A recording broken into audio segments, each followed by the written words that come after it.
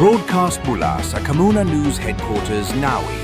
Ito ang Liputan Camona. Mga kababaihan at mga ginoo, nanonood kayo ng Liputan Camona kasama ko, Ambalotov. Narito ang katang-isip, prangka at kaduda-dudang impormasyon na ipinakita namin sa iyo. Bilang pagdiriwang sa darating na holiday season at bagong taon, magpapamahagi ang gobyerno ng Camona ng ayuda, bansos, upang mapatatag ang presyo ng mga items na nagsisimula ng tamaan ng inflation.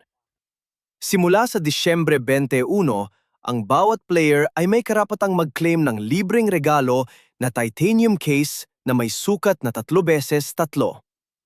Ang pagbibigay ng premium facility na ito ay naglalayong tulungan ang mga manlalaro na masecure at maprotektahan ang kanilang mahahalagang loot habang nagsasagawa ng raid ngayong Kapaskuhan. Paano i-claim ang regalo? Napakadali lamang ng proseso. Kailangan lang gawin ng mga player ang sumusunod.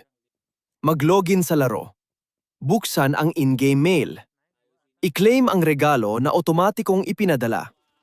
Ang exclusive item na ito ay available simula Disyembre 21 at magagamit ng buo hanggang sa pagtatapos ng Season 3. Lubos ding nagpapasalamat ang mga developers sa inyong suporta at nagpapahiwatig ng muling pagkikita sa darating na Season 4. Na nagtatapos sa Liputan Camona, sundan kami para sa higit pang katang-isip, prangka at kaduda-dudang impormasyon. Ako si Ambalotov, pagbati rungkat.